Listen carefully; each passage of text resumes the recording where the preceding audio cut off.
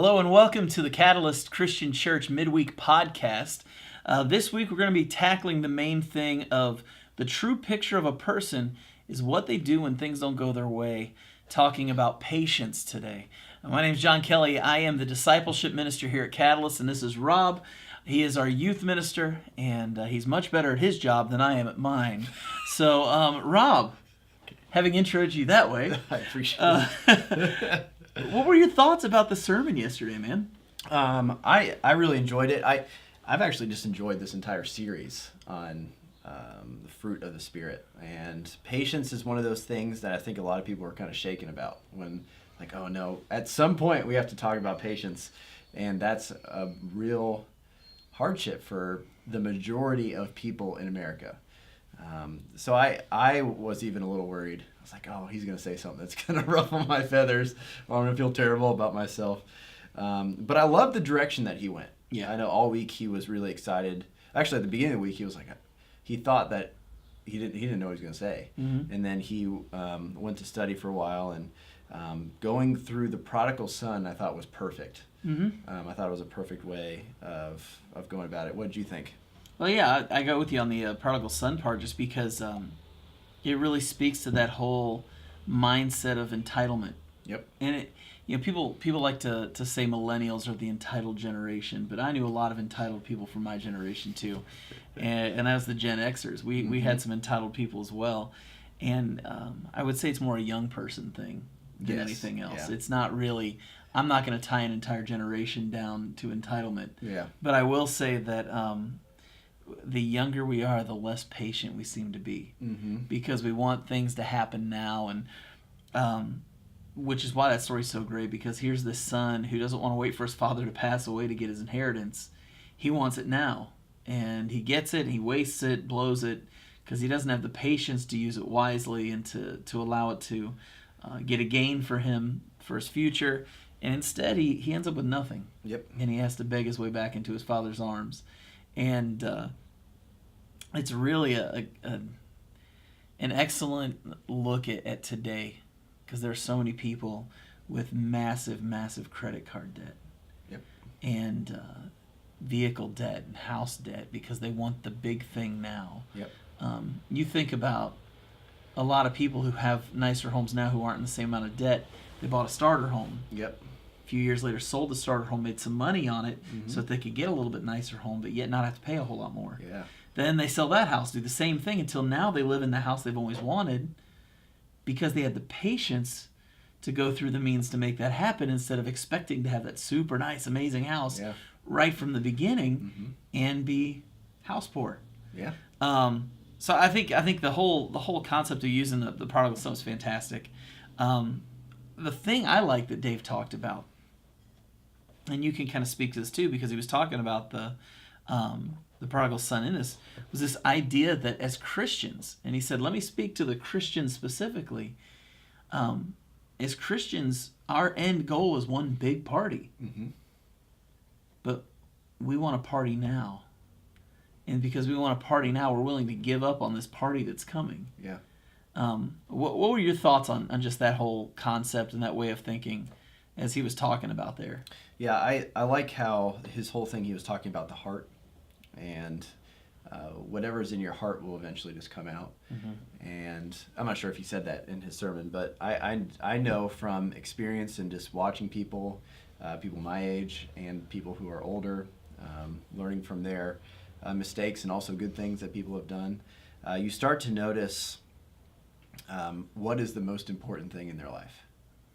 And eventually it starts to come out that they are the most important thing in their life. Like most people. Like most people. This is not just like a one person. Like, no, everyone thinks that they're the most important thing in their life. They do. And our spending habits, what we spend our time on, what's the big three things?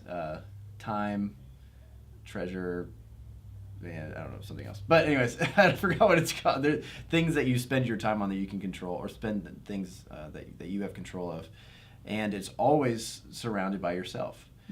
So whenever we talk about this big party, we can be focused on the party at the end, which is not ourself. Or we can focus on the party now, which is all about ourselves. So if God is the center of our life, we will have patience, because the most important thing is that party after life. But if we are the center of our life, there's no need for patience, because we can just celebrate ourselves now. We want everything we want. We want it right now. Mm-hmm. I would say, though, that our society has set that up. Yeah. Microwaves, fast food restaurants, cell phones. Mm-hmm. Funniest thing in the world is watching a teenager try and use a rotary phone. Yes. Just seeing a teenager. I think Dave talked about that either last week or the week before in his sermon. We're so used to, you don't even have to dial anything anymore. Mm-hmm. You just say Siri and tell her what to call, and you don't even have to have it in your phone half the time. You just say, Siri, call Pizza Hut and order my pizza, and they probably already have your card on record anyways. And we went to Core Life for lunch today. Yep. I don't even have to use my card to order at Core Life. I open up an app, show them a barcode, and it's paid for. Yep. We live in a society where right now, everything happens right now, and it's so much easier, and it's so much quicker, and the idea of patience is a foreign concept, because we don't have to be patient. Yeah.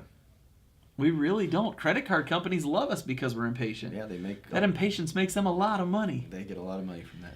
I love the story Dave told about this guy who loved to eat bacon, and he loved to just eat all these horrible foods, and he went and saw a doctor.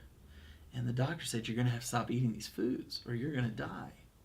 And so he stops eating this food, and him and his wife's diet changed. They live a much longer life. They end up dying, going to heaven, and they walk in, and there's bacon and all these foods they haven't been able to eat. And he looks at his wife, and I may be butchering this, by the way, but he looks at his wife and he says, if you just let me eat this food, we'd have gotten this a whole lot quicker. Yeah. And just kind of the joke of that. But it really is, we're waiting for a bigger party. We're waiting for something much bigger, but because we can't see past our noses half the time, like you said, we're all about ourselves. Yep. We aren't willing to put things off. No. Dave actually talked about three things. We talked about the entitled thing, but he said the impatient heart is also illogical. Yep. What are your thoughts on that? I think he talked about the credit card debt a lot, or just debt in general. I think he also talked about people having sex before marriage. I think that's when he talked about that. Just how we're promised something so good if we just do the right thing, in quotes. But we can't wait for it. We have to have it now. And I think he was talking about if you just buy things when you have the money, if you wait to have sex before marriage, if you don't leave your spouse for somebody else because you think they're better, you'll have an easier life. Well, he said people who go to all 4 years of college to get their degree. Yeah, I was missing a few. Yeah. Who choose not to buy unless they can afford it, and who choose to stay in a single person relationship and be married. Yeah. They are almost guaranteed a better life. Yeah. And like statistics show that. Oh yeah. That when you choose those things, when you're willing to be patient, you're all but guaranteed a better life. Oh yeah. And he's right. That anytime, I think I've fallen into the credit card trap in my past where, we don't have the money right now, but I really want to get this, so we'll just go ahead and buy it. Yeah. I bet you there were years where I would have given Dave Ramsey a heart attack.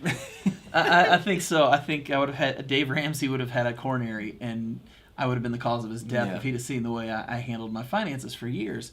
And it was impatience, and I don't deny that. I tell people all the time the fruit of the Spirit is very difficult because it's not the fruits of the Spirit, it's the fruit, singular, of the Spirit. Yeah. And I said you need to quit thinking of it as different kinds of fruits, but different parts of the fruit. Yeah. You've got the skin, the pulp, the seeds, the stem, the leaves. There's all these different parts to a fruit. And part of the fruit is patience. Yep. And I would say that patience might even might even be, I don't know if I'd say it's the meat of the fruit, but it's definitely the seeds of the fruit. One of the biggest parts, yeah. Yeah, it really is, because without patience, you drive differently when you're impatient. You interact with people differently when you're impatient. You spend your money differently when you're impatient. Your physical relationships with the people you love are much different. And patience really affects everything. Yeah. And we don't even realize it. But impatient people are some of the most frustrating people to deal with. Mm-hmm. I mean, have you ever had any run-ins with some impatient people that have made life interesting?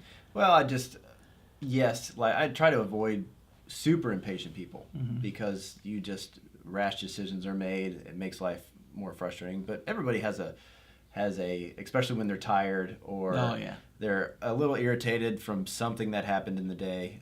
People tend to become very impatient and start to focus on themselves. And I just become like physically exhausted. Like I feel like I'm trying to generate energy to combat my frustration, which makes me tired. So I'm just like, when I'm around someone that's impatient, I'm just like, man, I need a nap afterwards. It just wears on you. Yeah, it does wear on you. And I think a lot of people don't realize that you really do affect the mood of other people. You might start losing friends if you're super impatient. Now, a lot of people are patient with impatient people, and they realize it's not an everyday thing. Yeah. It's just during certain times, and there's a lot of grace in that. But if you're impatient about everything, and you just accept it, I'm just impatient, then you're probably a very lonely person. Yeah, you're very lonely, and you're not really as self-aware as you think you are. Yeah. You know, the whole accept me as I am thing is a really bad attitude. And I think that goes into Dave's third point with the impatient heart, and that's that it's destructive. There's something to be said for someone who's self-aware, who understands who they are, but instead of just saying, well, that's who I am, deal with it, it's, that's who I am, I need to work on that. Yeah. People who are the way you're talking about, where it's just, I'm just impatient, you're going to have to deal with my impatience. Well, that's fine. Actually, no, I don't, because I don't have to be around you. And that kind of impatience really is destructive. It hurts the people around you. Most car accidents that happen because somebody's being impatient. They're getting angry because somebody's not driving fast enough, or they're in a hurry to get somewhere where they didn't leave early enough to be there. It's amazing how impatience can just wreck so many things. Most marriages, and I think we talked about this a week or two ago, the first initial problems that you have in your marriage are usually over finances. And most financial problems come from impatience. Impulse buying, getting things you don't need to spend your money on, but you really want it, and you're not willing to wait to get it. I've got two toddlers, a 1-year-old and a 2-year-old. You want to see impatience? Try and tell a toddler, a 2-year-old or a 1-year-old, try and tell them to wait. Exactly. That's what some adults act like. Oh, yeah, I know. And if you can imagine, a tiny person can only do so much damage. A full-size adult, it's terrifying what someone who's impatient can do, and how they can destroy, not only, like we talk about, an accident where they could literally hurt other people, but emotionally they can destroy their families, their spouses, their friendships, financially be in ruin.